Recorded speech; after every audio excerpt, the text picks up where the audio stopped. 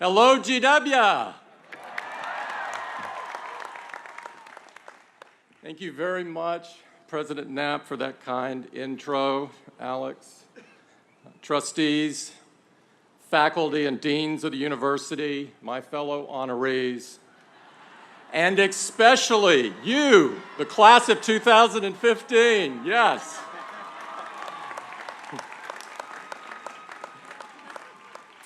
Congratulations to you, to your family, to your friends that are attending today's ceremony. You made it. It's a privilege, a rare privilege of a lifetime to be with you today. And I can't thank you enough for making me an honorary colonial.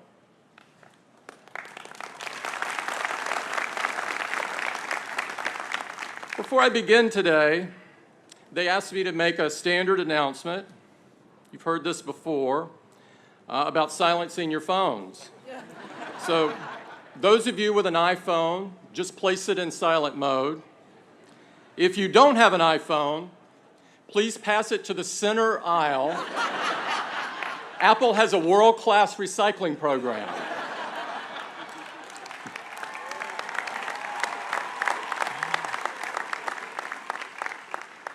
You know, this is really an amazing place. And for a lot of you, I'm sure that being here in Washington, the very center of our democracy, was a big draw when you were choosing which school to go to. This place has a powerful pull.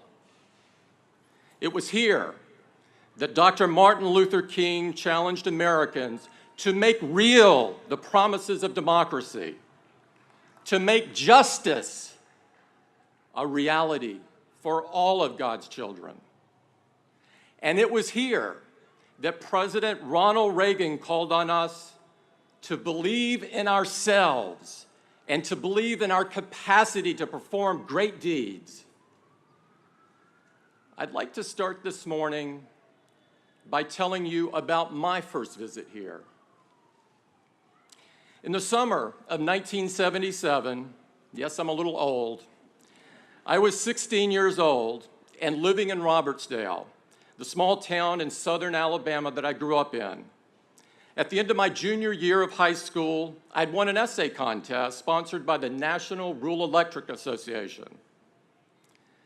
I can't remember what that essay was about, but what I do remember very clearly is writing it by hand, draft after draft after draft.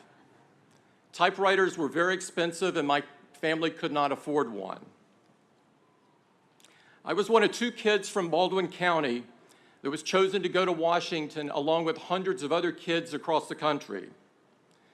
Before we left, the Alabama delegation took a trip to our state capital in Montgomery for a meeting with the governor. The governor's name was George C. Wallace. The same George Wallace who in 1963 stood in the schoolhouse door at the University of Alabama to block African Americans from enrolling. Wallace embraced the evils of segregation.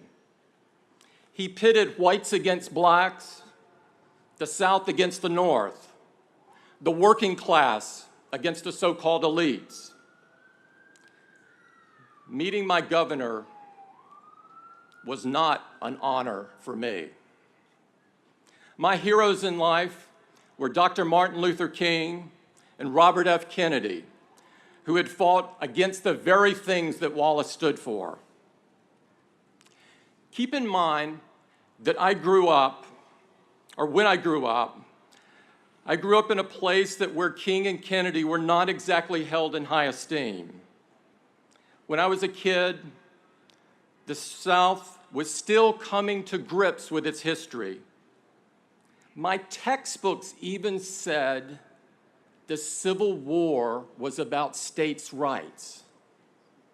They barely mentioned slavery. So I had to figure out for myself what was right and true. It was a search. It was a process. It drew on the moral sense that I'd learned from my parents and in church and in my own heart, and led me on my own journey of discovery. I found books in the public library that they probably didn't know they had. They all pointed to the fact that Wallace was wrong, that injustices like segregation have no place in our world, that equality is a right.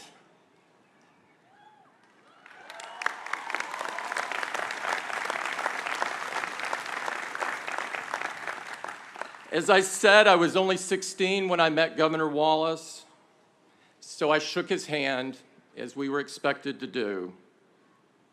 But shaking his hand felt like a betrayal of my own beliefs. It felt wrong, like I was selling a piece of my soul.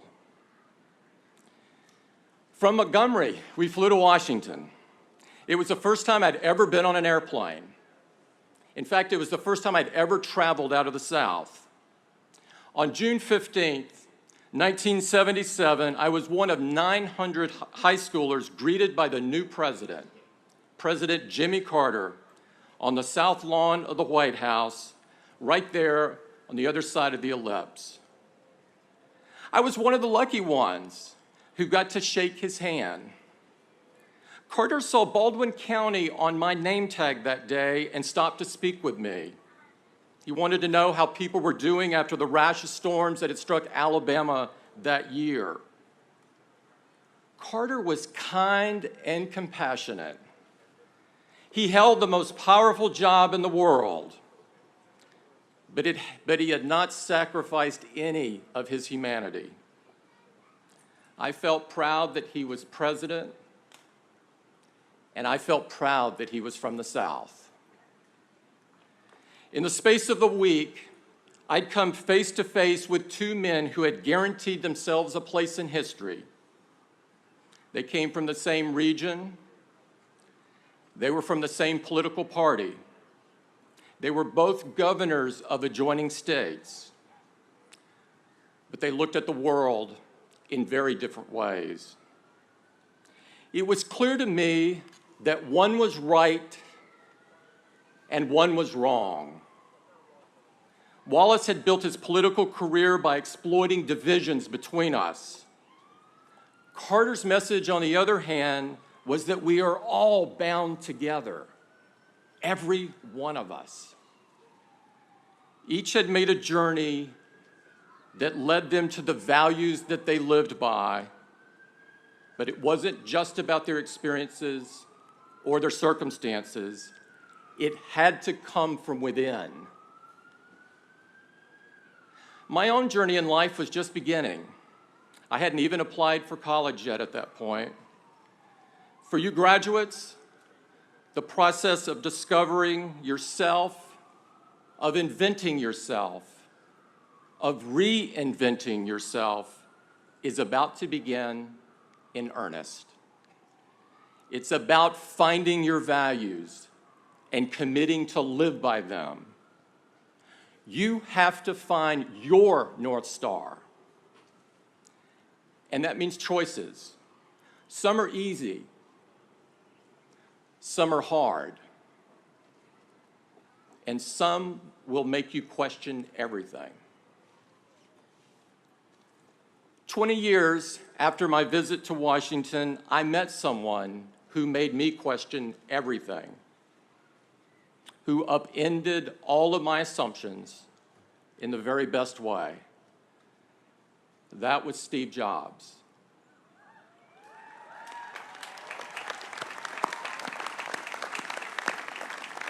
Steve had built a successful company. He had been sent away, and he returned to find it in ruins. He didn't know it at the time, but he was about to dedicate the rest of his life to rescuing it and leading it to heights greater than anyone could ever imagine. Anyone, that is, except for Steve. Most people have forgotten, but in 1997 and early 1998, Apple had been adrift for years, rudderless. But Steve thought Apple could be great again, and he wanted to know if I'd like to help. His vision for Apple was a company that turned powerful technology into tools that were easy to use, tools that would help people realize their dreams and change the world for the better. I had studied to be an engineer and earned an MBA. I was trained to be pragmatic, a problem solver. Now I found myself sitting before and listening to this very animated 40-something guy with visions of changing the world. It was not what I had expected. You see, when it came to my career in 1998, I was also adrift, rudderless. I knew who I was in my personal life, and I kept my eye on my North Star, my responsibility to do good for someone else other than myself. But at work, well, I always figured that work was work. Values had their place, and yes, there were things that I wanted to change about the world, but I thought I'd have to do that on my own time, not in the office. Steve didn't see it that way. He was an idealist. And in that way, he reminded me of how I felt as a teenager. In that first meeting, he convinced me that if we worked hard and made great products, we too could help change the world. And to my surprise, I was hooked. I took the job and changed my life. It's been 17 years, and I have never once looked back. At Apple, we believe the work should be more than just about improving your own self. It's about improving the lives of others as well. Our products do amazing things, and just as Steve envisioned, they empower people all over the world. People who are blind and need information read to them because they can't see the screen. People for whom technology is a lifeline because they're isolated by distance or disability. People who witness injustice and want to expose it. And now they can because they have a camera in their pocket all the time.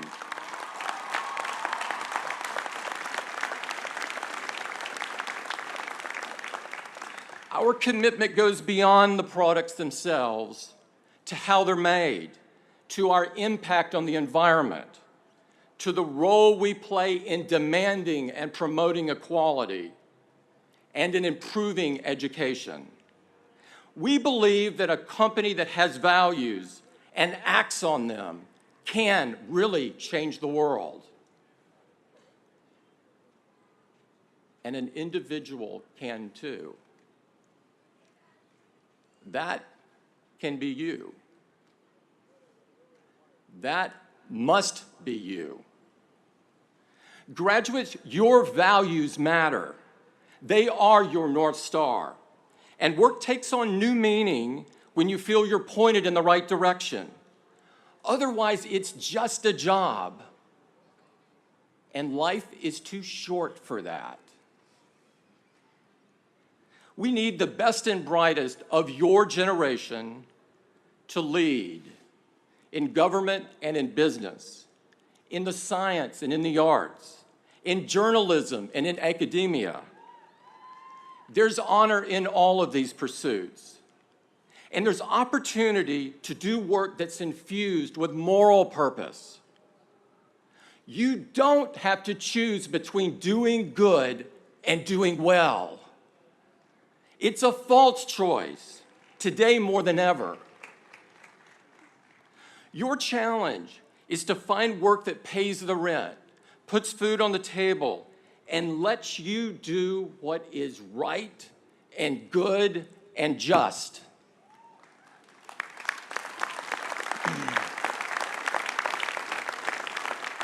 Find your North Star. Let it guide you in life and work and in your life's work. Now, I suspect some of you aren't buying this. I won't take it personally. It's no surprise that people are skeptical, especially here in Washington, where these days you've got plenty of reason to be. And a healthy amount of skepticism is fine, though too often in this town, it turns to cynicism, to the idea that no matter who's talking or what they're saying, that their motives are questionable, their character is suspect.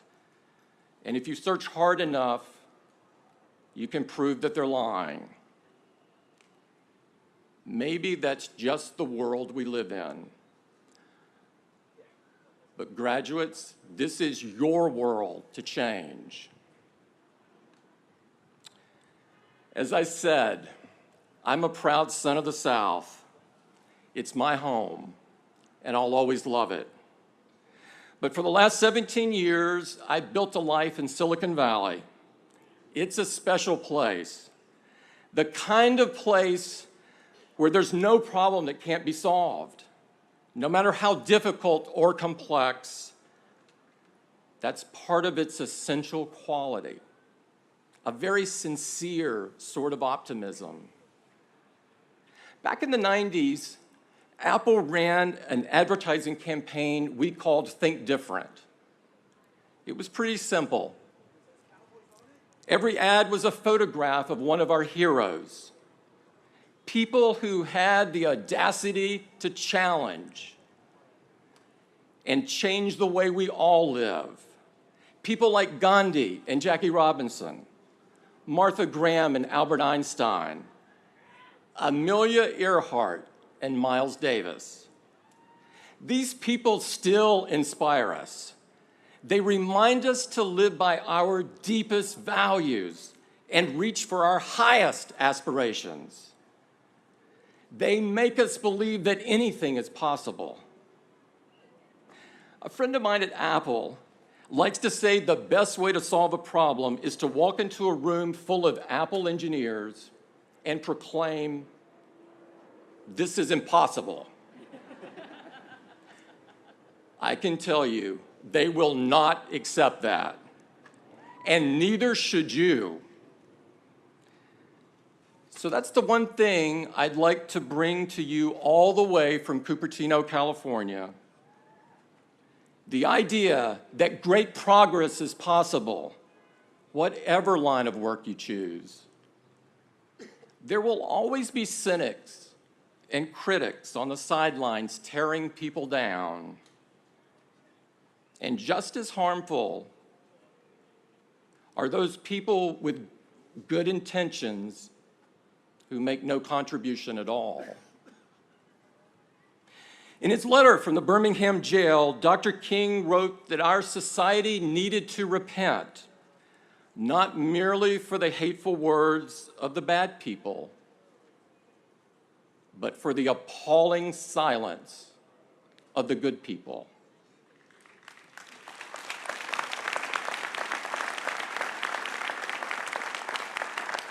The sidelines are not where you want to live your life. The world needs you in the arena. There are problems that need to be solved, injustices that need to be ended, people that are still being persecuted, diseases still in need of cure. No matter what you do next, the world needs your energy, your passion, your impatience with progress. Don't shrink from risk and tune out those critics and cynics. History rarely yields to one person, but think and never forget what happens when it does. That can be you. That should be you. That must be you.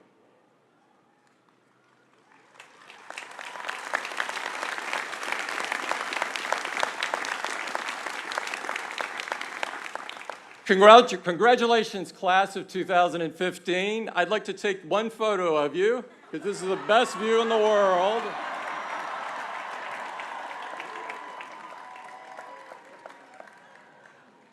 And it's a great one.